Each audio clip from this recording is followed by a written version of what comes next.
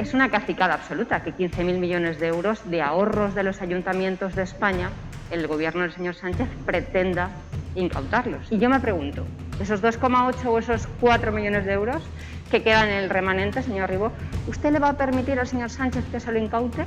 ¿Qué van a hacer ustedes, compromiso en el Congreso de los Diputados, para impedir este ejercicio de soberbia y de chulería del señor Sánchez? Nunca en la democracia española se han incautado los ahorros de los ayuntamientos. Y además es algo que puede ser objeto claramente de un conflicto de competencia con la autonomía local, también ante el Tribunal Constitucional. No sé si ahí veremos también a Compromís. Desde luego al PP sí que lo verán. ¿Usted va a reivindicar frente a Sánchez hoy y mañana, que es lo importante, que no nos incauten los ahorros de los valencianos? ¿Que no se los quede el Gobierno de España?